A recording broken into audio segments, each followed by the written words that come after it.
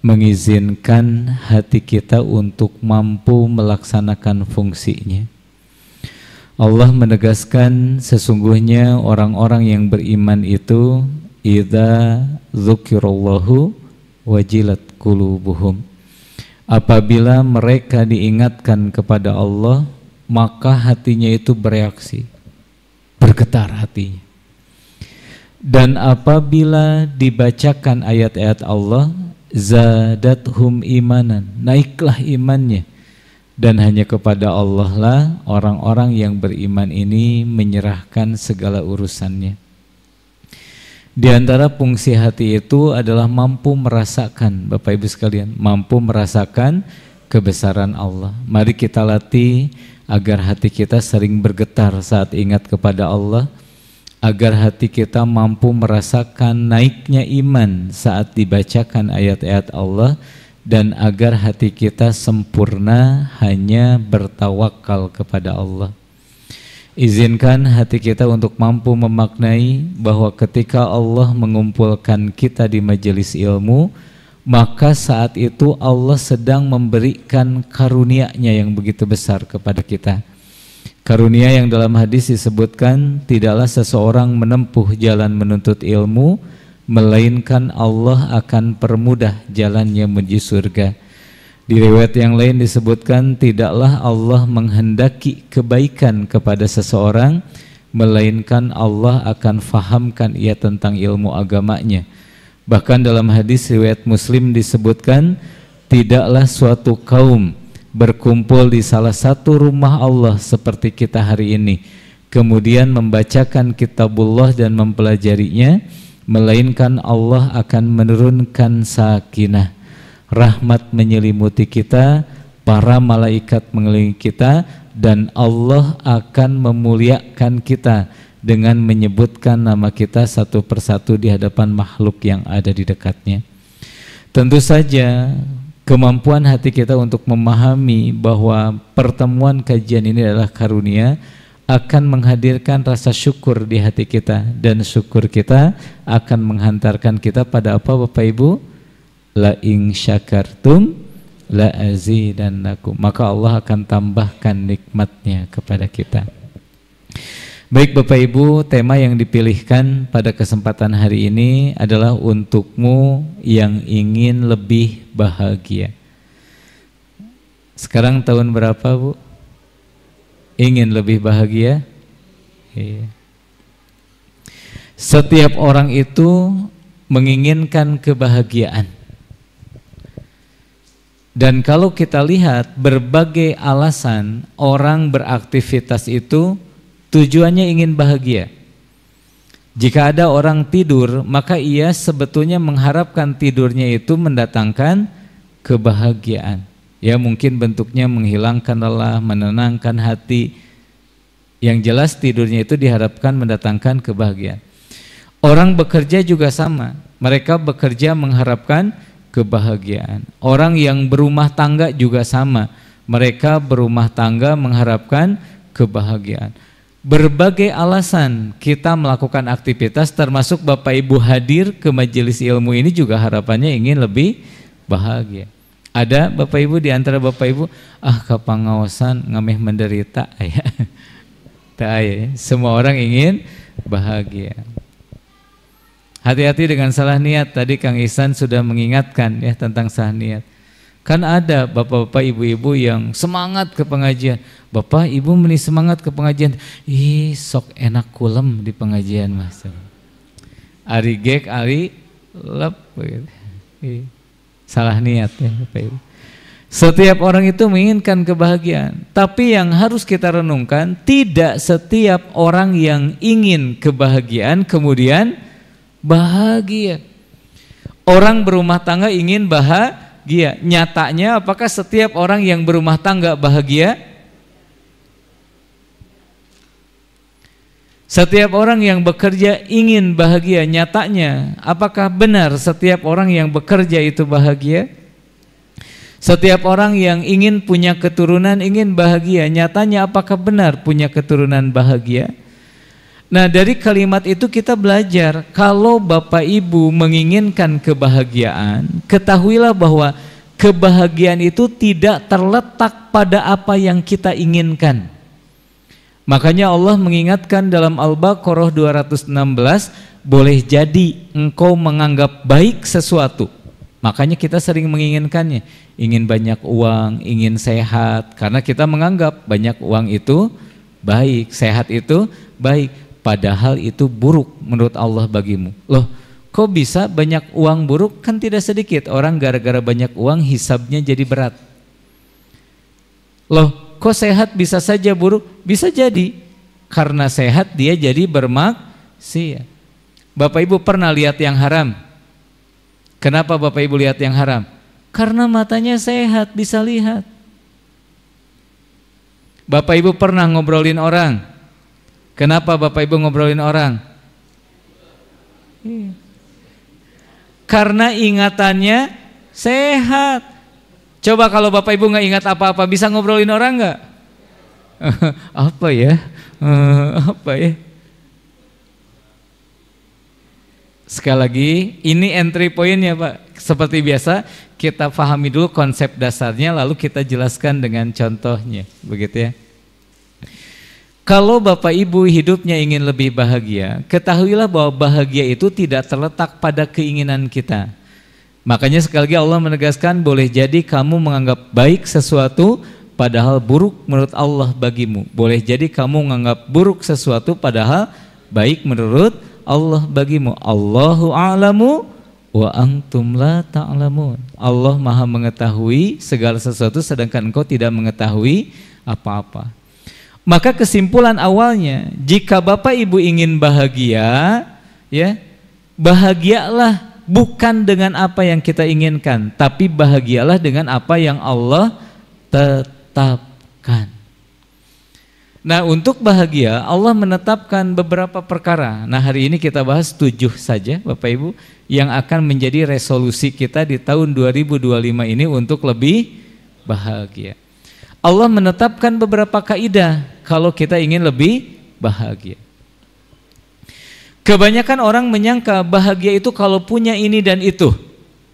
Itu keinginan manusia. Makanya ada manusia yang ingin mobil, ingin rumah, ingin harta, ingin anak, ingin keluarga. Karena mereka menyangka bahagia itu datangnya dari apa yang diinginkannya. Padahal konsepnya bahagia itu tidak datang dari apa yang diinginkan, tapi datang dari, belum kering lisan saya, datang dari apa yang Allah tetapkan. Allah menetapkan yang pertama, untukmu yang ingin bahagia, Allah menetapkan dalam Quran surat An-Nahl ayat 97. Man amila salihan min dzakarin aw untha wa huwa mu'min falanuhyiyannahu hayatan thayyiban. Ini ketetapan Allah untuk orang yang ingin bahagia. Firman Allah, barang siapa yang mengerjakan amal soleh, baik laki-laki maupun perempuan dalam keadaan beriman, falanuhyiyannahu hayatan thayyiban, maka Allah akan memberikan kepadanya kehidupan yang bahagia. Banyak orang mencari kebaikan dalam hidupnya, padahal konsep kebaikan itu bukan dicari tapi dikerjakan. Karena Allah berjanji di dalam Quran surat Ar-Rahman ayat 60, tidak ada balasan dari kebaikan kecuali kebaikan. Jadi kalau kita ingin mendapatkan kebaikan dan bahagia dengan kebaikan itu, tugas kita bukan mencari kebaikan, tapi tugas kita adalah beramal soleh, melakukan kebaikan. Seluruh perintah Allah itu adalah amal soleh, baik yang bersifat hal yang harus dilaksanakan atau yang bersifat hal yang harus ditinggalkan. Sholat harus dilaksanakan, ngobrolin orang harus ditinggalkan. Melaksanakan sholat mendatangkan kebaikan, meninggalkan ngobrolin orang juga mendatangkan kebaikan. Maka tugas kita tinggal amal soleh, melakukan amal yang Allah cintai. Bu, saya ingin tanya, marah-marah enak nggak? maka jangan marah-marah, biar bahagia. Kan udah jelas dilarang, Bu. Sabar diperintahkan atau tidak? Maka sabar, biar kita lebih bahagia. Jangan kehilangan sabar. Konsepnya sesederhana itu, Bapak Ibu. Jadi kalau mau bahagia, sederhananya tinggal laksanakan perintah Allah, tinggalkan larangan Allah. Riba dilarang tidak? Maka jangan ngambil riba, pasti bahagia. Yang ngambil riba pasti kehilangan bahagia, kan rumusnya begitu. Iri, dengki dilarang atau tidak? Maka jangan iri dengki, nanti bahagia. Tapi kalau Bapak Ibu tetap iri, tetap dengki, Bapak Ibu kehilangan bahagia. Coba Bapak Ibu renungkan ya. Orang yang iri itu kan dia merasa tidak senang dengan keberhasilan orang lain. Menurut Bapak Ibu, orang lain yang berhasil bahagia tidak? Nah, kita yang iri. Makanya dilarang, Bu, biar kita tetap bahagia. Berbahagialah dengan kebahagiaan orang lain. Orang lain punya mobil, kita ikut bahagia, kan enak, Bu. Daripada orang iri, orang lain punya mobil, kita yang nggak punya mobil tapi hatinya gelisah. Ayo Bapak Ibu, resolusi 2025. Siapa yang ingin lebih bahagia di 2025 itu, maka beramal solehlah. Seluruh perintah Allah laksanakan, seluruh larangan Allah tinggalkan. Falanuhyiyannahu hayatan thayyiban. Maka Allah akan berikan kepadanya kehidupan yang bahagia. Ini yang pertama. Yang kedua, Allah menetapkan untukmu yang ingin bahagia, ya, maka berimanlah kepada Allah. Iman ini menghantarkan kita pada bahagia, dan sebaliknya kehilangan iman ini menyebabkan hilangnya bahagia. Ada orang yang khawatir ini itu. Kira-kira orang yang khawatir bahagia atau tidak?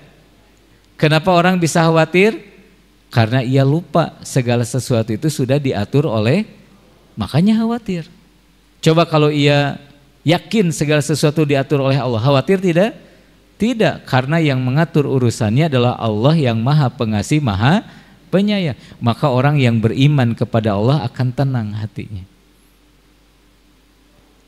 Rezeki sering membuat kita menderita nggak, Bu? Khawatir, sedih, sering. Kenapa? Karena kita lupa untuk mengimani bahwa Allah Ar-Razzaq, Allah lah yang Maha memberikan rezeki. Coba kalau hati kita iman, nggak usah khawatir dengan rezeki. Ada seorang istri yang khawatir, aduh gimana kalau suami meninggal, nanti gimana sekolah anak-anak, gimana makan, gimana ini, gimana itu. Saya tanya, Bu, banyak nggak para istri yang suaminya sudah meninggal? Banyak, Bu? Makan nggak, Bu? Anaknya sekolah nggak, Bu? Iya piknik nggak, Bu? Gini, baik-baik saja hidupnya. Karena rezeki itu bukan suami yang ngatur. Makanya orang yang lupa, ya, yang kehilangan iman kepada Allah, kemudian mempercayai selain Allah, dia akan dihukum dengan berbagai kegelisahan. Perhatikan Bapak Ibu, akan saya sampaikan dengan cepat. Rasulullah Shallallahu Alaihi Wasallam bersabda dalam hadis riwayat Muslim, sungguh luar biasa keadaan orang-orang yang beriman itu. Kenapa orang yang beriman ini luar biasa? Karena seluruh urusannya menjadi baik. Kalau orang beriman punya uang, uangnya jadi kebaikan. Kalau orang beriman tidak punya uang, tidak punya uangnya jadi kebaikan. Kalau orang yang beriman sehat, sehatnya jadi kebaikan. Kalau orang yang beriman sakit, maka sakitnya pun jadi kebaikan. Itu yang disampaikan oleh Rasul. Ajaban lil amril mu'minin. Sungguh ajaib, sungguh luar biasa urusan orang-orang yang beriman. Kemudian Rasulullah menegaskan, dan tidaklah didapati baiknya urusan itu kecuali hanya pada orang-orang yang beriman. Contohnya, kalau ia mendapatkan kebaikan, ia bersyukur dan syukur baik bagi dirinya. Kalau ia diuji dengan apa yang dia anggap buruk, maka ia bersabar dan sabar baik bagi dirinya. Orang yang beriman ini tidak main-main, ya. Allah berjanji, ya, dalam firman-Nya tentang orang-orang yang beriman. Mari kita lihat Bapak Ibu beberapa janji Allah kepada orang-orang yang beriman. Ini resolusi yang kedua untuk lebih bahagia, beriman kepada Allah. Apa yang akan diperoleh kalau seorang beriman? Yang pertama, Allah akan memberikan keberuntungan. Pak, Bu, kalau Bapak Ibu orang yang beruntung, kira-kira bahagia atau sedih? Bahagia. Dan lihat, ya, Allah menegaskan dalam Quran surat Al-Mu'minun ayat 1, qad aflahal mu'minun. Sungguh beruntung orang-orang yang beriman. Di antara keberuntungannya apa? Apa saja yang menjadi urusannya itu akan menjadi baik bagi dirinya. Janji Allah yang kedua kepada orang yang beriman itu apa? Memberikan petunjuk. Bapak Ibu lagi bingung tiba-tiba dapat petunjuk, bahagia enggak? Bapak Ibu lagi nyasar tiba-tiba ketemu arah, oh kesini pulang, kan bahagia, ya. Petunjuk itu memberikan kebahagiaan. Dan lihat dalam Quran surat Al-Hajj ayat 54, Allah Subhanahu wa taala berfirman, dan sesungguhnya Allah Subhanahu wa taala adalah pemberi petunjuk bagi orang-orang yang beriman kepada jalan yang lebih lurus. Maka berimanlah kepada Allah agar kita mendapatkan petunjuk. Janji Allah yang berikutnya kepada orang yang beriman apa? Memberikan pertolongan. Kalau Bapak Ibu lagi susah, kemudian ada yang memberikan pertolongan, senang atau tidak? Senang, ya. Makanya pertolongan ini mendatangkan kebahagiaan. Dan kami selalu berkewajiban menolong orang-orang yang beriman. Kalimatnya indah sekali. Coba Bapak Ibu sekalian, ya, baca ulang-ulang dengan hati yang lembut. Dan kami selalu berkewajiban menolong orang-orang yang beriman. Kalau Bapak Ibu adalah orang yang beriman, wajib untuk datangnya pertolongan kepada Bapak Ibu sekalian. Subhanallah. Makanya muhasabahnya, kalau sampai hari ini Bapak Ibu merasa asa teu aya jalan keluar teh, asa teu aya pertolongan teh, jangan-jangan yang tidak ada adalah iman kitanya. Karena kalau iman itu ada, Allah berkewajiban menolong orang-orang yang beriman. Yang berikutnya, janji Allah kepada orang yang beriman itu melakukan pembelaan. Bu, dibela senang atau enggak? Senang atau ya. Dan lihat, sesungguhnya Allah Subhanahu wa taala adalah pembela orang-orang yang telah beriman. Al-Hajj ayat 38. Mudah-mudahan sekali lagi ayat demi ayat ini menguatkan kita untuk resolusi yang kedua lebih bahagia, yaitu apa Bapak Ibu? Beriman kepada Allah. Lanjut dulu tentang iman. Yang berikutnya, Allah menjanjikan keselamatan kepada orang yang beriman. Tentu saja ya, selamat ini sesuatu yang membahagiakan.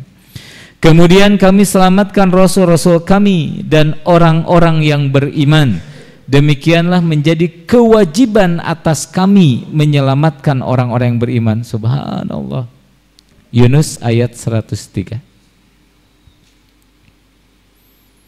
Yang berikutnya, apalagi yang dijanjikan Allah kepada orang yang beriman adalah memberikan kehidupan yang baik. Dalilnya apa Bapak Ibu?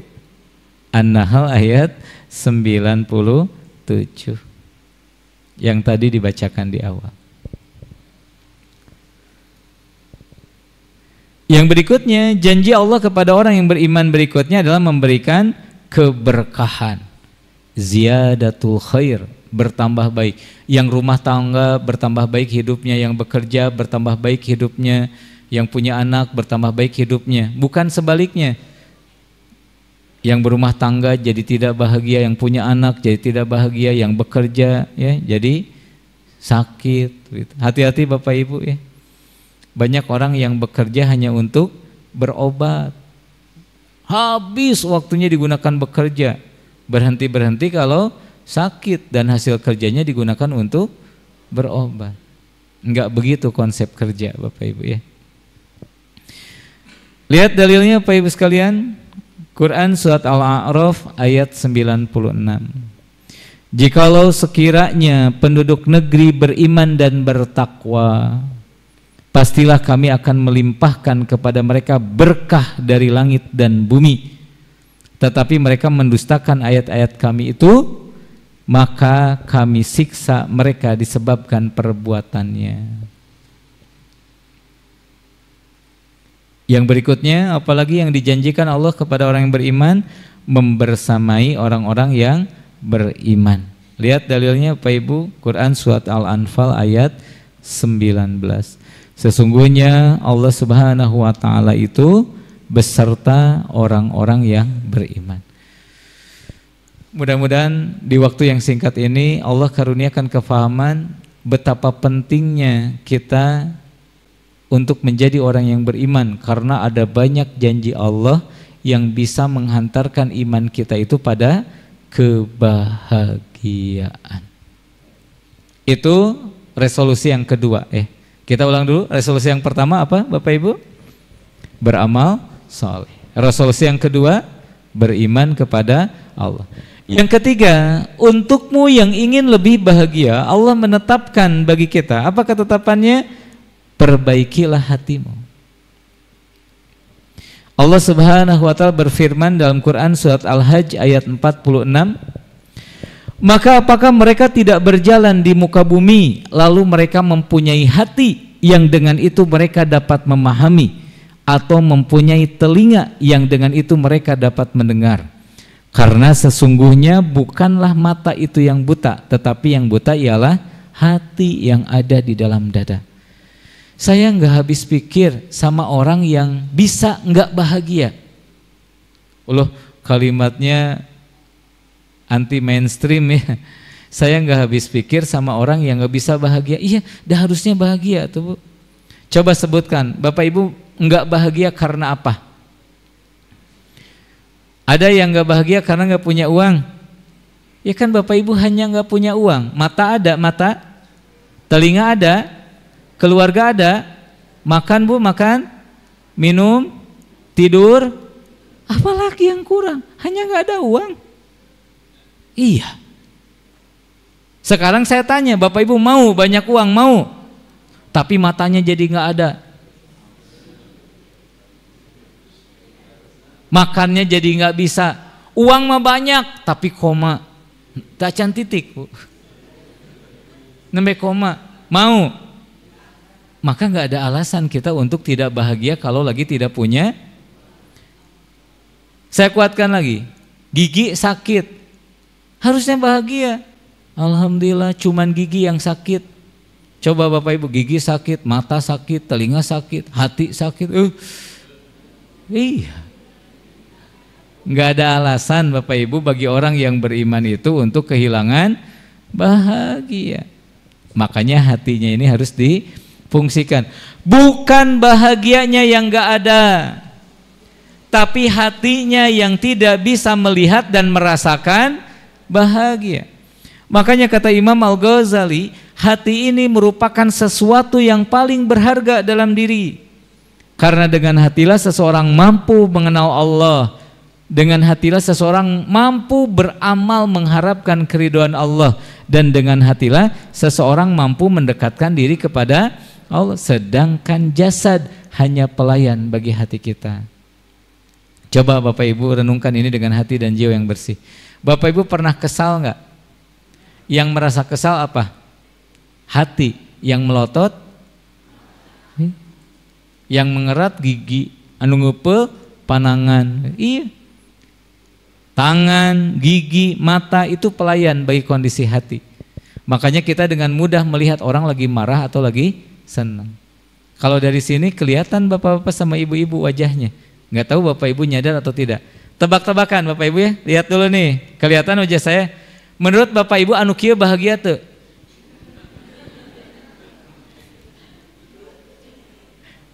Dati dia mah katinggal karena itu. Aduh. Wajah, ekspresi itu cerminan hati. Karena jasad ini pelayan.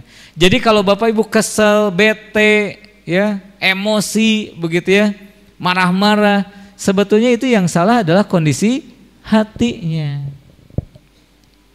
Maka perbaiki hatinya untuk bisa lebih bahagia. Orang yang hatinya hidup, dia tidak ada alasan sekali lagi untuk kehilangan bahagia. Gebret hujan, dia bahagia. Oh, ini pasti yang terbaik dari Allah. Cuaca lagi dingin, orang yang hatinya baik mah, ini saat terbaik untuk menikmati yang anget-anget. Iya. Cuaca lagi panas, ini saat terbaik untuk menikmati yang dingin-dingin. Iya. Pak, Bu, orang sering mengaitkan ya bahwa hidup itu tidak bisa lepas dari uang.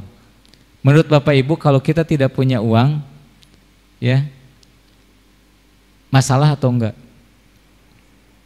Ya. Saya ingin tanya, orang yang sedang tidur nyenyak butuh uang enggak? Tak ya nama apa lamun Bapak tegaduh artos bobo sing tibra. Karena orang yang tidur nyenyak itu tidak membutuhkan. Sok pas bentak periogi deui we. Kanggo bayar tidur henteu. Artinya hati kita terpengaruhi oleh pikiran kita. Kemarin Bapak Ibu di saung Quran di Garut ditanya kepada jamaah, Bapak Ibu benahkan posisi duduknya, tarik nafas dalam-dalam, hembuskan perlahan. Coba katakan kepada saya, ada enggak alasan yang bisa membuat Bapak Ibu merasa tidak bahagia? Udah jadi susah Bapak Ibu menemukan. Iya, apa alasannya? Yang mengatakan tidak punya uang? Tidak punya uang hungkul. Semuanya masih ada, begitu ya. Yang tidak punya kerja aja. Yang lainnya masih ada. Yang diobrolin orang, untung baru diobrolin orang, dan itu hanya sebagian saja.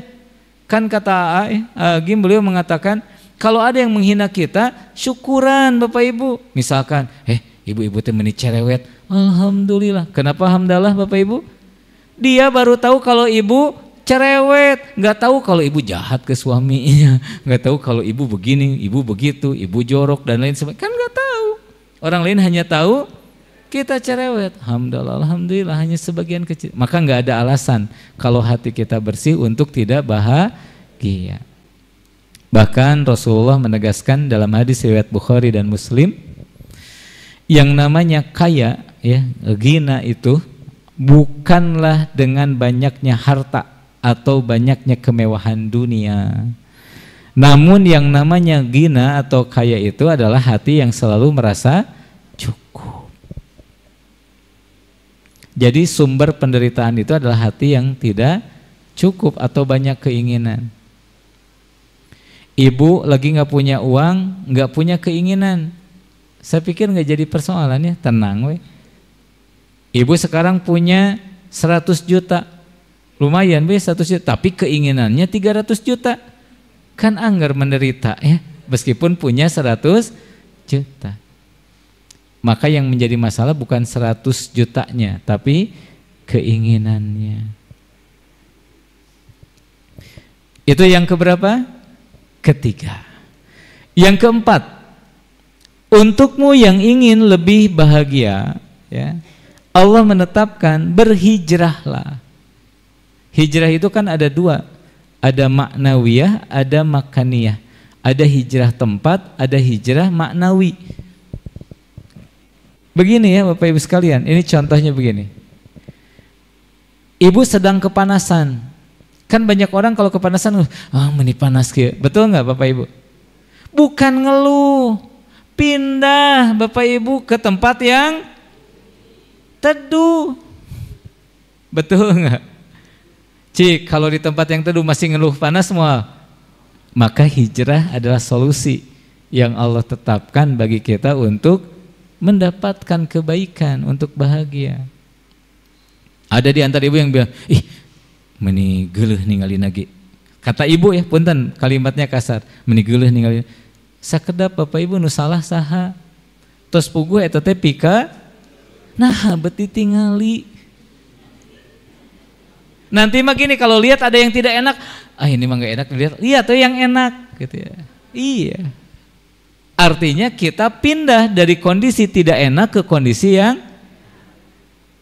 meniti rizki jaket atuh. Kan begitu. Lapar tua. Tunduh sanes ngopi. Tidur. Karena tunduh teh pesan bahwa tubuh kita butuh istirahat. Jangan dipaksa untuk Sesederhana itu konsep untuk lebih bahagia. Lihat dalilnya. Ini ada pesan sponsor agar setiap hal itu berdalil, Bapak Ibu ya, biar kuat. Dan orang-orang yang berhijrah karena Allah sesudah mereka dianiaya. Jadi artinya dia mendapatkan keburukan, kemudian hijrah dari keburukannya, pindah dari keburukannya. Pasti kami akan memberikan tempat bagus pada mereka di dunia, dan sesungguhnya pahala di akhirat itu jauh lebih besar. Penerapannya sederhanakan, Bu. Pasea, konflik, nyaman atau tidak? Pindah atau Bu dari konflik ke damai, nyaman gerak. Nah begitu Bu konsep hijrah teh. Saya ingin tanya kepada Ibu, pernah nggak jajan bakso kepedesan? Terus gimana Bu?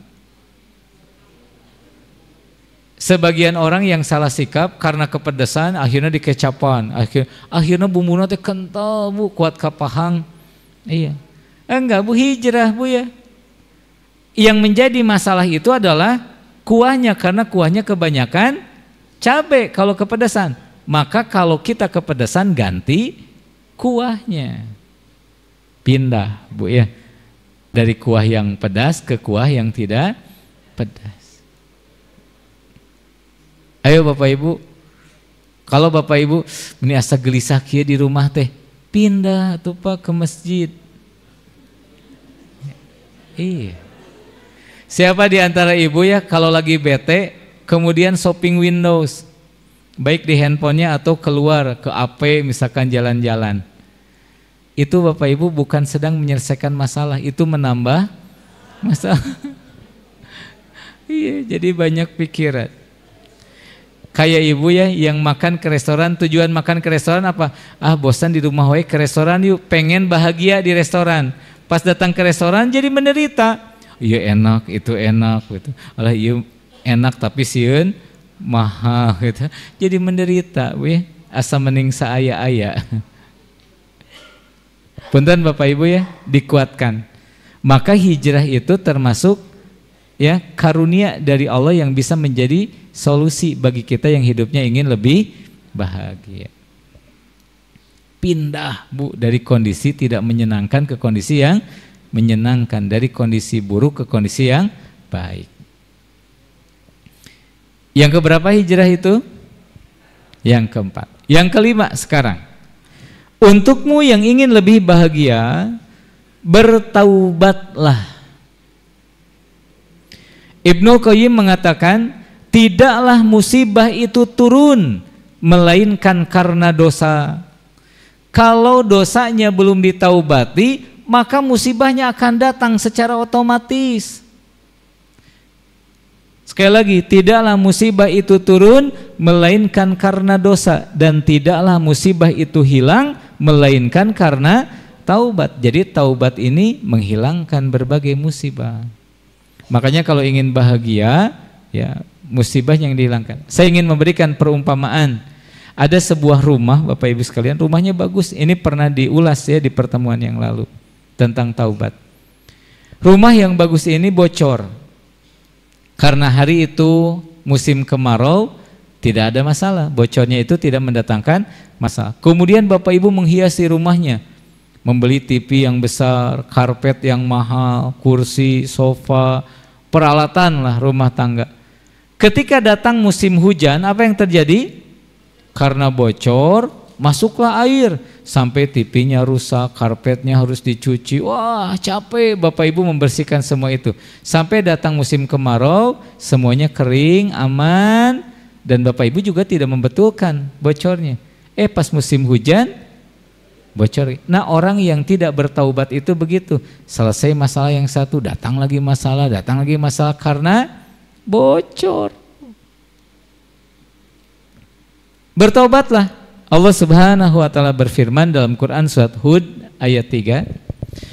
Dan hendaklah kamu meminta ampun kepada Tuhanmu dan bertaubat kepadanya.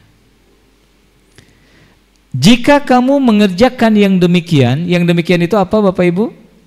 Memohon ampun dan bertaubat kepada Allah. Niscaya Allah akan memberi kenikmatan yang baik lagi terus menerus kepadamu. Qatadah mengatakan, tidaklah kulit kita tergores oleh ranting, kaki kita terkilir, atau urat kita terpelintir, kecuali itu karena dosa-dosa kita. Maka taubat ini menjadi sesuatu yang mendatangkan bahagia. Taubat itu kan waktu itu juga dibahas Bapak Ibu ya.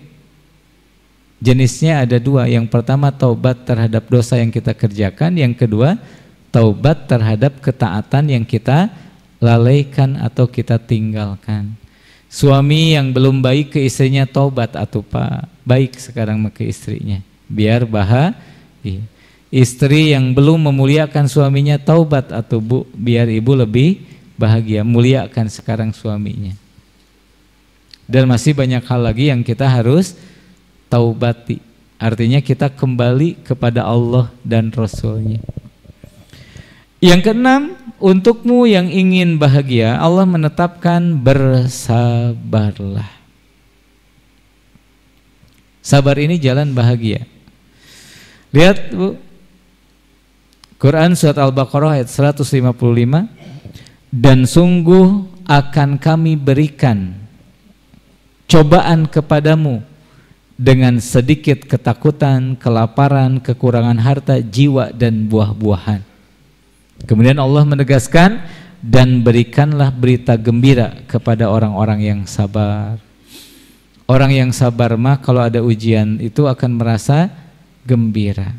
Saya pernah mendapatkan sebuah narasi dari Ustadz Jumharudin. Beliau mengatakan begini, nikmatnya makan itu, ya, makan yang nikmat itu kata beliau adalah makannya orang yang lapar. Maka ketika orang lapar, sabar, nah sabarnya itu akan menghantarkan dia pada nikmatnya makan. Nikmatnya tidur itu adalah tidurnya orang yang lelah. Sudah lelah, sudah capek, ngalenggut ge sakedap nikmat. Ya. Nikmat begitu. Maka bersabarlah ketika lelah, karena kita akan bertemu dengan nikmatnya istirahat. Bapak Ibu yang seminggu susah sekali dapat uang, susah. Tiba-tiba ada tetangga yang ngasih 10.000. Saya pikir 10.000 akan mendatangkan kebahagiaan. Padahal hanya 10.000. Tapi kan sudah seminggu Bapak Ibu nggak pegang uang. Maka bersabar Bapak Ibu sekalian. Karena sabar itu akan menghantarkan kita pada kebahagiaan. Wahai orang-orang yang beriman, bersabarlah kalian dan kuatkan kesabaran kalian. Ya ayyuhalladzina amanusbiru wasabiru. Dan tetaplah bersiap siaga di perbatasan ya, negeri kalian. Bertakwalah kepada Allah supaya kalian beruntung. Jadi sabar ini akan mendatangkan keberuntungan. Ini yang ke-6. Nah yang terakhir Bapak Ibu sekalian, untukmu yang ingin bahagia, maka kenali dan cintai Allah Subhanahu wa ta'ala. Sekali lagi Bapak Ibu ya, saya ingin sedikit mendalam di bagian akhir ini.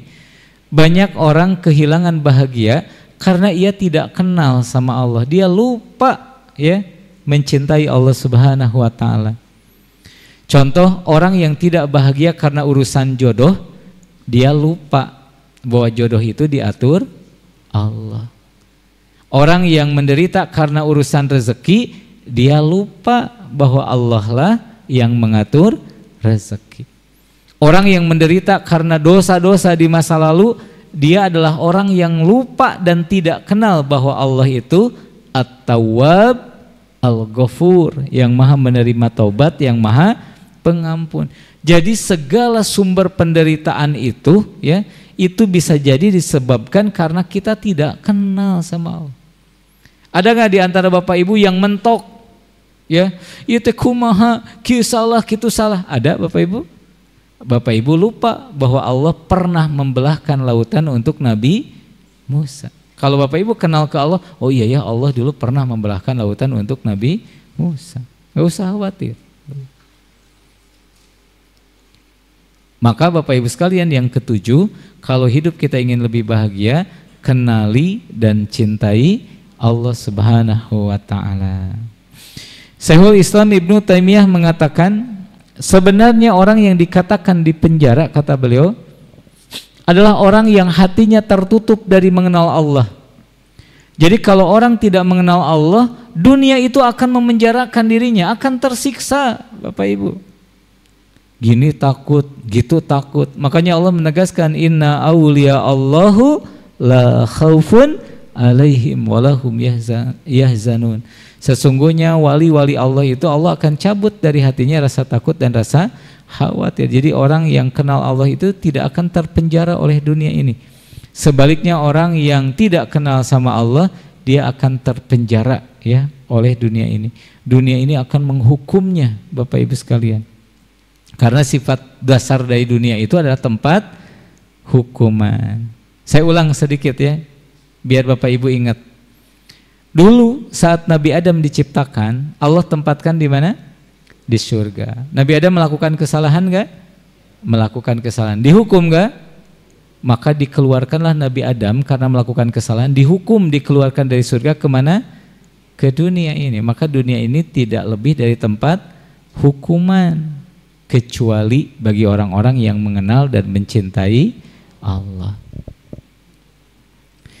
Beliau melanjutkan, sedangkan orang yang ditawan adalah orang yang masih terus-menerus mengikuti hawa nafsunya. Jadi orang yang mengikuti hawa nafsu mah susah bahagianya teh Bu. Iya.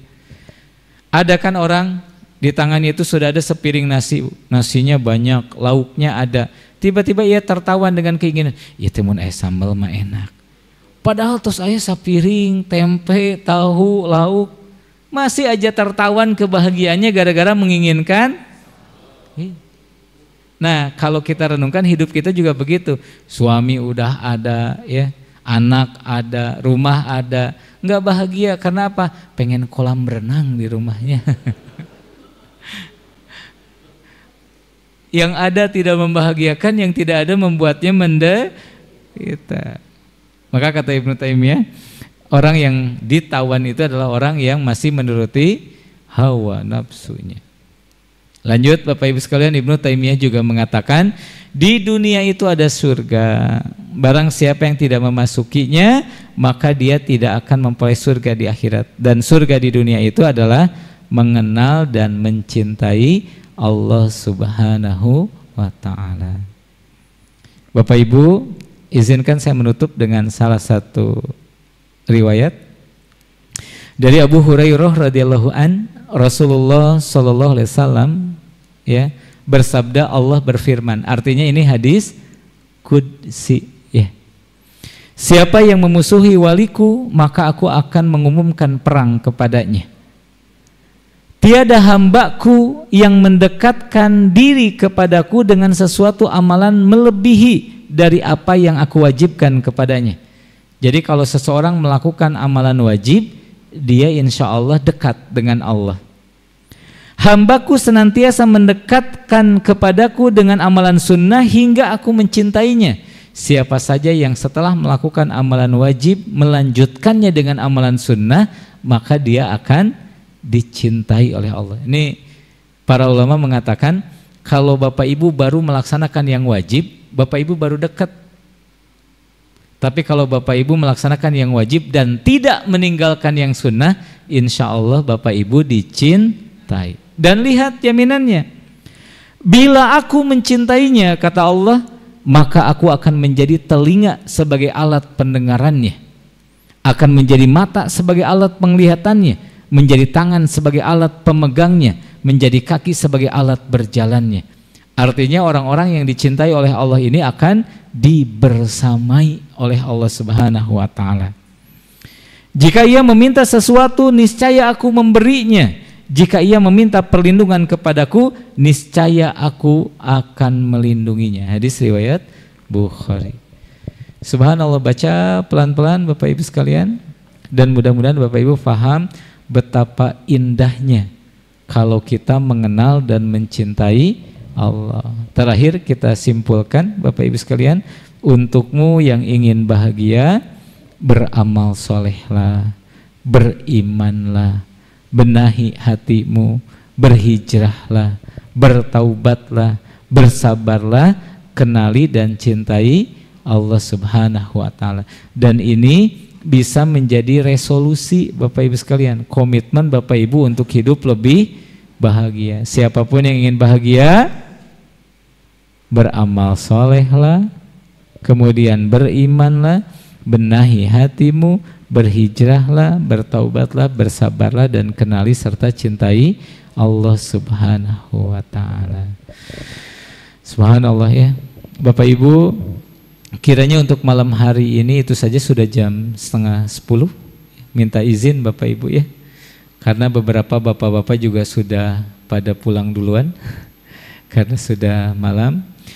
Mudah-mudahan meskipun singkat ada manfaat yang banyak yang kita dapatkan Bapak Ibu sekalian, sehingga pada akhirnya hidup kita bisa lebih bahagia. Ingat, siapapun yang ingin bahagia, bahagia itu tidak kita dapatkan dari apa yang kita inginkan, tapi bahagia itu akan kita dapatkan dari apa yang Allah tetapkan untuk kita. Maka laksanakan apa yang Allah tetapkan untuk kita. Kiranya itu saja Bapak Ibu, senang bisa bertemu dengan Bapak Ibu di malam hari yang cerah ini. Billahi fi sabilil haq. Assalamualaikum warahmatullahi wabarakatuh. Waalaikumsalam warahmatullahi wabarakatuh. Jazakallah khairan Ustaz ilmunya. Mudah-mudahan ilmu yang disampaikan bisa bermanfaat untuk kita semua. Kesimpulan, jamaah, setiap orang pasti mendampingi